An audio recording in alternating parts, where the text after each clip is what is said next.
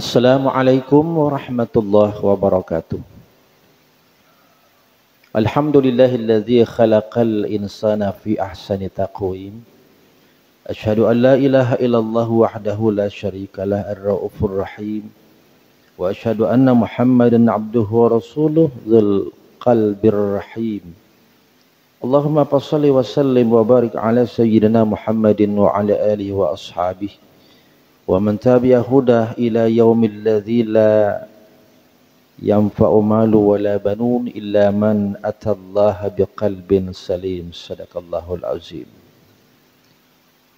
Kaum muslimin jamaah rahimakumullah,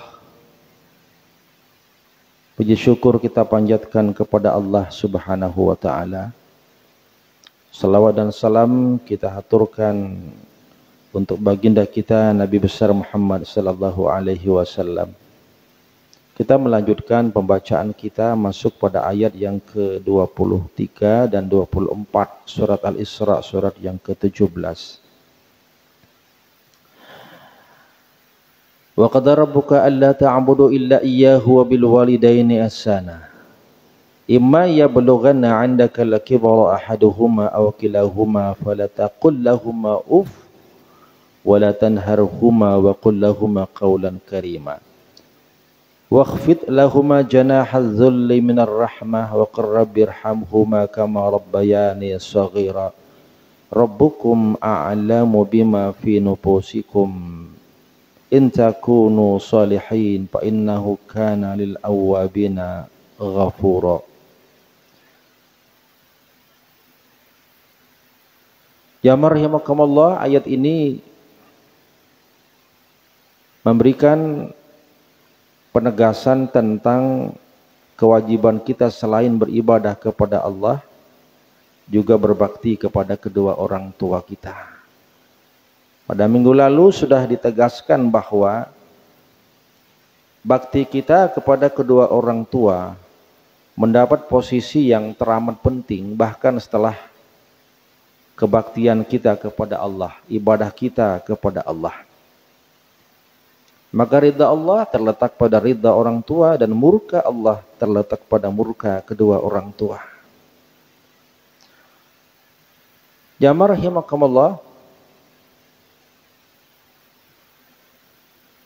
Imam Ar-Razi dalam tafsir Mafatihul Ghaib kembali menjelaskan bahwa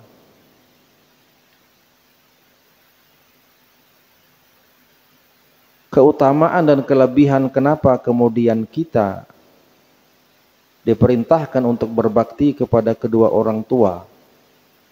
Itu pertama bahwa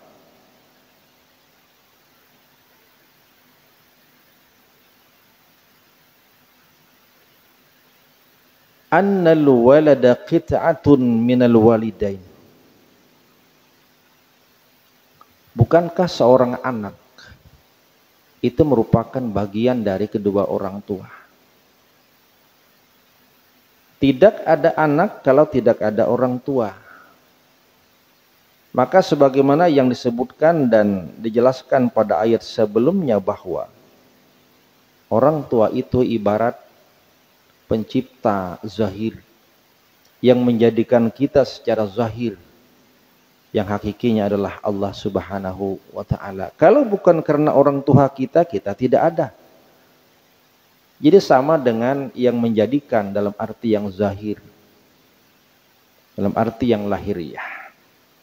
Keberadaan anak itu karena ada orang tua. Maka al-walad qit'ah minal walidain. Posisi anak itu bagian dari kedua orang tua. Dan anak biasa disebut sebagai belahan hati orang tua. Sering kita mengatakan, wahai anakku, wahai belahan jiwaku. Karena memang bagian penting dari kehidupan kita. Dan tidak sempurna dalam kehidupan keluarga memang kalau tidak ada anak. Dan anak itu merupakan pelipur lara dalam kehidupan orang tua. Betapa senangnya orang tua mun ada anak. Macam apa orang belum beranak? Ya beranak Tapi Allah menghendaki apakah kita memang dikaruniai atau tidak dikaruniai. Tapi keberadaan anak sebagai bahagian dari kedua orang tua itu merupakan rahmat besar. Sebagai qurratu ain, penyejuk hati dan yang bisa membuat bahagia kedua orang tua. Jamaah rahimakumullah. Jadi anak adalah bahagian, belahan jiwa. Yang kedua kata Ar-Razi, syafaqatul abawain 'alal walad 'azimah. Rasa kasih sayang kedua orang tua itu kepada anak jauh lebih besar, melebihi kasih sayang kepada yang lain. Dalam hal mendapatkan kebaikan, berani mengalahkan kepentingan dirinya demi kepentingan anak supaya anak itu baik. Orang tua biasa mengalah demi anak. Makan di makan, yang penting anak makan. Sekolah mendik sekolah, yang penting anak sekolah. Kan minta biasa orang tua. Nyawa bahari mendik sekolah tapi anak barang sekolah. Demi kebaikan anak tidak ada melebihi syafaqah, rasa kasih sayang dari seseorang kecuali kasih sayang orang tua kepada anak yang melebihi. Berani mengorbankan demi anak. Demikian pula demi menghindari apa yang mendatangkan kemudaratan. Wahtirazuha wahtirazuhuma an isalid darar. Dia juga berani membentengi, membela kalau itu bisa mendatangkan kemudaratan anaknya. Berani untuk membela pasang dada demi menyelamatkan anak kalau mendapatkan mara bahaya. Jangankan manusia, binatang saja. Binatang kalau sudah punya anak, anak itu dijaga betul dari segala apapun yang mengganggu. Makanya binatang biasa macam-macam mengkes. Kucing aja mun baanaan, mun salah-salah sedikit kita tahu di kerokotnya. Mekes tuh demi menjaga anaknya. Itu binatang, apalagi manusia mestinya kan melebihi demi anakku, jaga kau anakku. Jangan sampai kau ditimpa kemalangan, kesusahan, bahkan kemudaratan. Sakit dijaga, jangan sampai sakit, ngalah-ngalahin orang tua. Jamaah rahimakumullah. Syafaqatul abawain 'alal walad 'azimah, lebih besar melebihi yang lain. Yang ketiga, tidak ada keikhlasan melebihi keikhlasan orang tua ketika memelihara anaknya. Ada memang yang mengatakan bahwa bukankah kita terlahir itu gara-gara orang tua, yang sebetulnya tidak 100% murni demi kita lahir. Kan orang lahir kadang-kadang hanya kenikmatan demi kepentingan berdua. Tiba-tiba muncul yang ketiga, kan ada anak. Tapi kemunculan kelahiran seorang anak itu betapapun bagi orang tua tetap sebagai anak. Kadang-kadang memang tidak diniatkan. Aku berniat lebih si anak.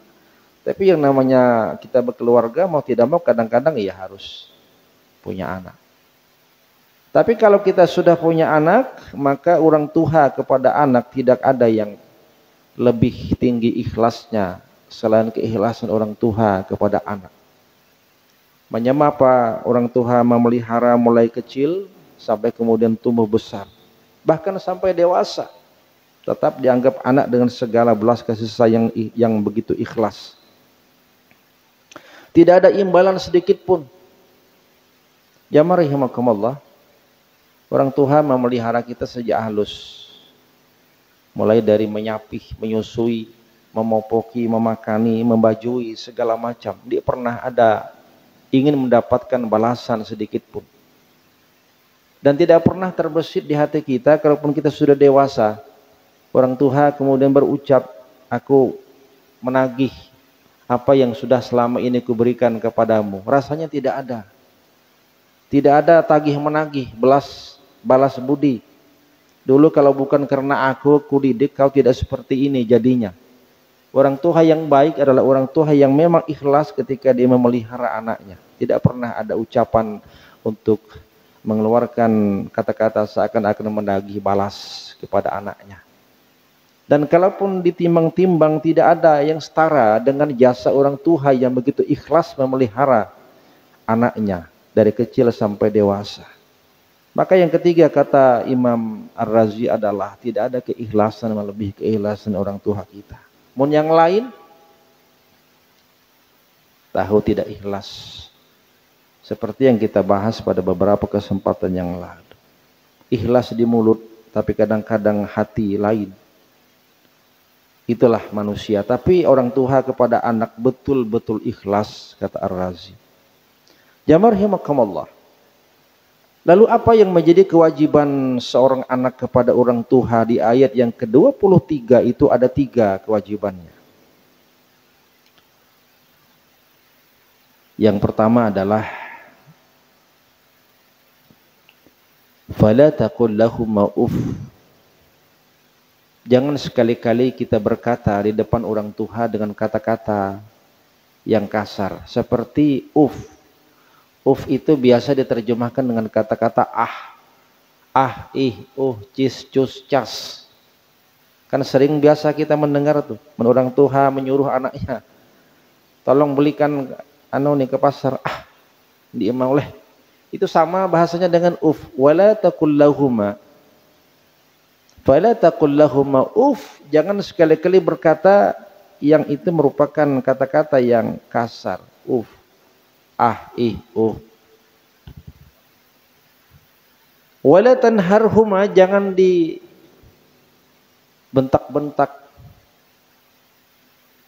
Orang tua dibentak. Ujar Allah jangan, wala tanharhuma, jangan dibentak orang tua. Orang tua namanya orang tua, apalagi dibentak. Takutnya asida pingsan, namanya tuha, dibentak-bentak, terkejut segala macam, apalagi anak yang membentak. Wa qul lahuma qaulan karimat, berkatalah kepada keduanya dengan perkataan yang karim, perkataan yang mulia. Jadi di ayat yang ke-23 ini ada 3 perintahnya. Jangan berkata kasar ih, jangan dibentak, dan upayakan cari kalimat yang bisa menyejukkan hati orang tua. Wakhfid lahuma janahaz zulli minar rahmah, yang keempat, rendahkan dirimu karena kasih sayang. Jangan merasa tinggi. Ujar orang bahari mungkin beradat dengan orang tua. Bagaimana cara kita lewat di hadapan orang tua, bagaimana kita ketemu di hadapan orang tua. Wakhfid lahuma janahaz zull. Ini bahasa kiasan, rendahkan sayapmu. Sayap itu punggung. Rendahkan punggung artinya rendahkan diri. Jangan sampai ngalah-ngalahi orang tua. Orang bahari bapik-apik temun anak duduk di atas suruh di bawah. Nak kita menik boleh duduk di atas, orang tua di bawah. Duduk saja tidak boleh lebih tinggi ketimbang orang tua. Duduk, cara duduk. Betapa apiknya orang bahari mendidik anak. Sesuai dengan firman Allah, rendahkan dirimu di hadapan orang tua. Jangan sok-sok tinggi, sok-sok sombong di hadapan orang tua. Wa qur rabbirhamhuma kama rabbayani shaghira. Yang kelima, doakan keduanya agar mendapatkan rahmat Allah, kasih sayang Allah, sebagaimana mereka memberikan kasih sayangnya kepada kita. Tidak ada warisan yang terbaik kecuali anak yang bisa mendoakan orang tua. Dan doa yang terbaik adalah wa qur rabbirhamhuma kama rabbayani shaghira. Ya Allah, berikan rahmat kasih sayang kepada orang tuaku sebagaimana mereka telah mengasihi pada saat saya masih kecil. Doa seorang anak demi orang tua, hidupkah dia atau sudah meninggal dunia, doakan kedua orang tua kita, dan itu akan diijabah oleh Allah Subhanahu wa ta'ala. Jamarihimakumullah. Dalam sebuah hadis riwayat Imam Al-Hakim dari Aisyah. Aisyah pernah bertanya, ya Rasul, siapa yang paling berhak atas seorang istri. Ujar Rasulullah, suami. Siapa yang lebih berhak atas laki-laki, atas suami? Ujar Rasulullah, ibumu. Hadis ini menjadi hukum dasar ketaatan seorang suami, ketaatan seorang istri kepada orang tuanya masing-masing. Berdasarkan hadis riwayat Imam Hakim ini, maka seorang suami ketika dia sudah beristri, maka istri adalah dalam tanggungan sang suami. Maka kewajiban suami untuk kemudian menghormati dengan cara memberikan apa yang menjadi hak dan kebutuhannya. Karena istri adalah milik sang suami. Maka oleh karena itu istri berkewajiban taat kepada suami. Bahkan para ulama mengatakan, sebahagian mengatakan atas dasar hadis ini, ketaatan seorang istri bahkan melebihi ketaatan sang orang tua sekalipun. Istri. Karena ujar Rasulullah, istri milik sang suami. Tapi tetap memperhatikan apa yang menjadi kewajiban kita untuk berbuat baik kepada orang tua. Jadi kalau sekiranya ada dilema antara mana lebih dahulu ketaatan kita kepada orang tua dengan sang suami, bagi istri, atas dasar hadis ini sebagian ulama mengatakan tetap mendahulukan suami baru orang tua. Atas dasar bahwa istri milik sang suami, kewajiban suami memelihara dan istri dalam pemeliharaan tanggung jawab sang suami, tanpa menghilangkan rasa hormat bakti kepada kedua orang tua. Tetapi sebaliknya kemudian, karena ujar Rasulullah, siapa yang lebih berhak atas laki-laki, siapa yang lebih berhak atas suami, ujar Rasulullah, ibumu. Maka seorang suami ketika dihadapkan dengan dilema, apakah mendahulukan kepentingan istri atau kepentingan orang tua, dalam kondisi yang sama-sama masyaqqat mudarat, maka hadis ini mengatakan dahulukan orang tua ketimbang istri. Tapi tetap menjaga kehormatan sang istri atas kewajibannya. Makanya ada beberapa kasus atau bahkan cerita, ada sang suami membantu orang tua dalam kondisi tertentu, bahkan wajib ngalah-ngalahi membantu istri. Maka artinya istri boleh marah. Tekornya suami memberi duit ke orang tua, marah istri, wajar aja pang marah, ya kan? Tapi dalam konteks ini maka dikatakan dalam kondisi di mana orang tua memang memerlukan, maka kewajiban suami membantu orang tuanya, bahkan ngalah-ngalahi kepentingan istrinya. Jadi bekalah hak dulu ibu-ibu. Mun orang tua sakit kah apakah ini perlu duit nih beli beras. Bekalah hak dulu orang tua sakit, dahulukan orang tua. Karena beliau sedang memerlukan bantuan demi pengobatan. Mun sudah baru penuhi kebutuhan rumah tangga kita. Jamaah rahimakumullah. Lalu yang kedua, hadis Nabi itu mengatakan bagaimana ketaatan seorang anak kepada orang tua, siapa yang lebih didahulukan, bapakkah, ibukah? Maka Rasulullah mengatakan ketaatan seorang anak itu lebih besar kepada ibunya ketimbang bapaknya. Ketika ditanya, ya Rasulullah, kepada siapa kami berhak untuk berbakti? Ujar Rasul, kau lebih berhak berbakti kepada ibumu. Siapa lagi ya Rasul? Ujar Rasulullah, ibumu. Siapa lagi? Ibumu. Siapa lagi? Bapakmu. Jadi bakti kepada ibu itu 3, kepada suami 1. Tapi jangan dijadikan alasan beritahu anak-anak pada ibu ya. Tadi Pak Ustadz membacakan hadis tuh. bahwa mun anak bertanya siapa yang lebih berhak untuk berbakti. Pertama, ibu. Kedua, ibu. Ketiga, ibu.